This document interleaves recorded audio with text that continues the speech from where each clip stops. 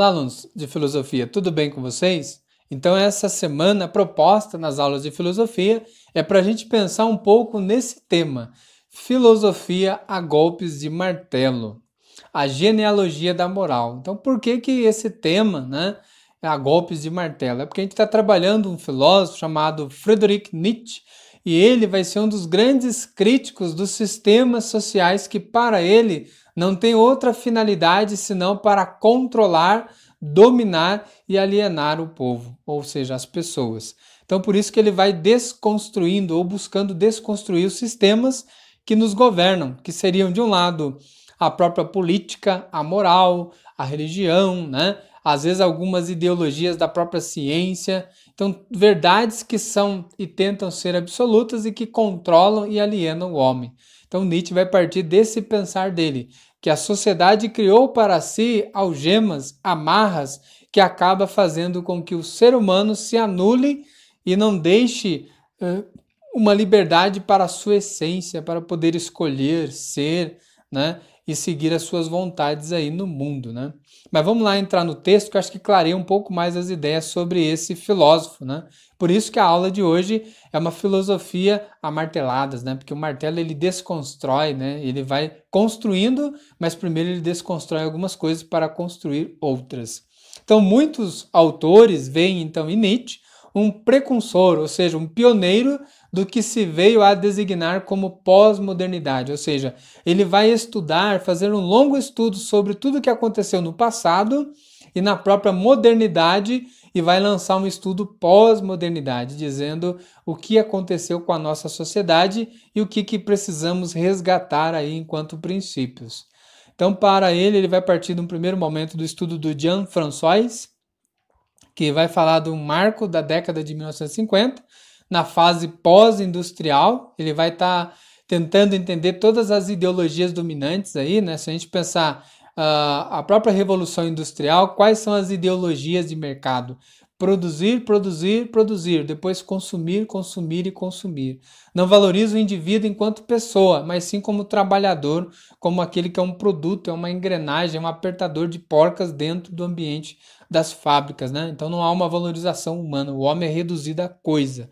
Então ele passa por essa crítica também, né? Dizendo que o homem está muito mais além do que fizeram dele dentro da modernidade. E aí ele continua seu raciocínio. O saber se transforma em mercadoria a ser vendida. Então o próprio conhecimento humano ele passa a ser instrumentalizado e não valorizado.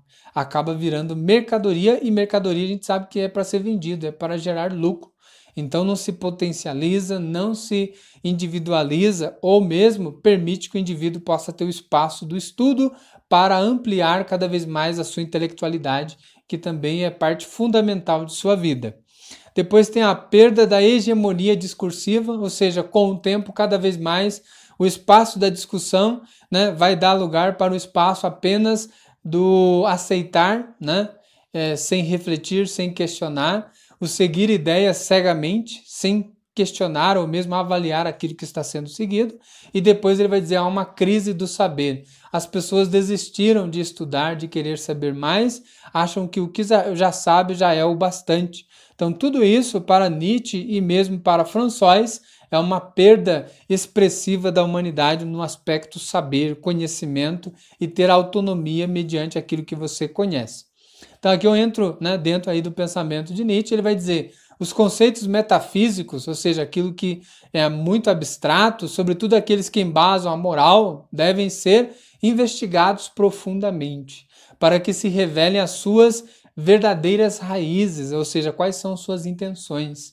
Ele impõe para si a tarefa de transmutar os valores, transformá-los de maneira que o ser humano se reaproprie de sua essência. Em sua obra, A Genealogia da Moral, né, Nietzsche vai dizer, busque identificar, então, nos meus estudos, a trajetória semântica, ou seja, de sentido de algumas dessas verdades consolidadas pela tradição, pela cultura ocidental, como as noções de bem e de mal. Então ele vai tentar aprofundar realmente o que é o bem e o que é o mal para a sociedade e tentar ver quais são as reais intenções desses sistemas que por vezes controlam, determinam e doutrinam o indivíduo. Então ele está questionando todos esses aparatos e sistemas da sociedade para ver se realmente eles são legítimos, são consistentes e querem realmente o bem da humanidade, o bem do indivíduo, ou se estão apenas a favor de um único objetivo, do poder, privilégio e de controlar e alienar a grande população.